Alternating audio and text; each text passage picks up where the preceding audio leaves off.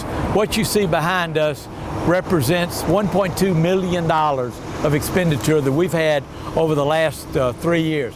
Tracy Larkin has really been at the forefront of trying to make sure that dilapidation in our community gets down. Chris Conway and his staff have done a marvelous job through technology to be able to identify this.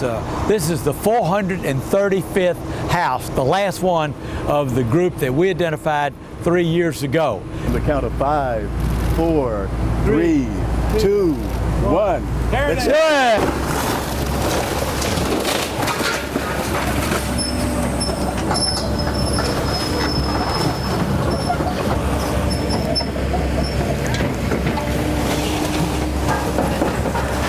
And I know, Councilman Larkin, that this is meaningful to you, and I know that it hadn't gone exactly how you would like to have gone, but at the end of the day, we've got 435 when we get this down, and we got a few more to go. Yes, sir.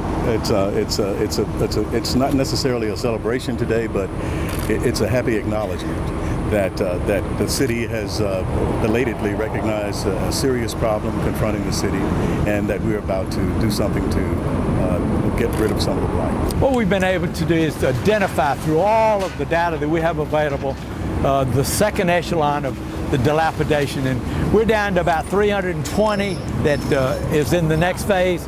We've got $500,000 in the budget that hopefully the City Council will approve next month to get that. Chris, speak a bit about that technology and what your staff has been doing to try to fulfill the dreams that the City Council and the Mayor have had. Right. We talked a couple of months ago about the ability for us to use a piece of software to kind of hone in our efforts and tell us what properties are kind of in peril out there. So we identified about 2,200 properties that through that program were identified as potentially in peril. We put eyes on that with all of our inspection team. We looked at all 2,200. We now have a vacant property registry of about 1,800 properties that took into account.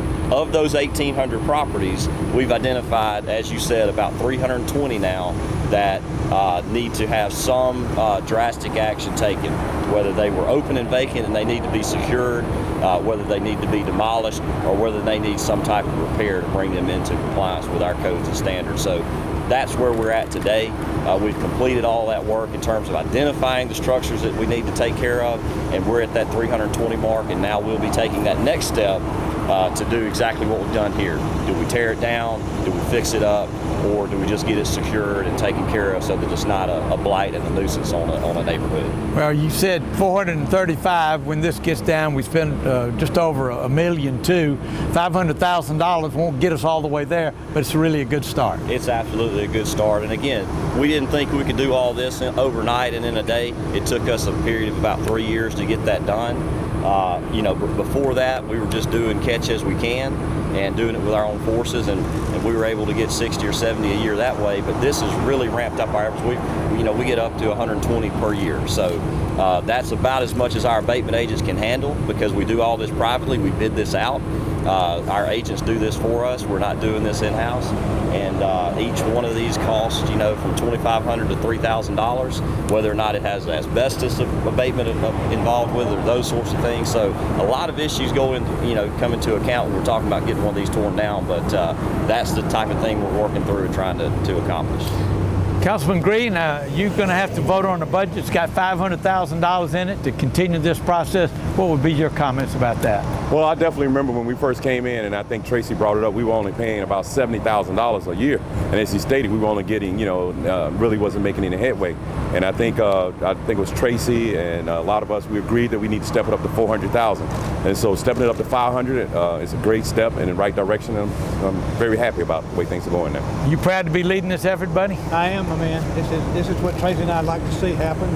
The more of them come down, the better off we are. The city's better off by getting that stuff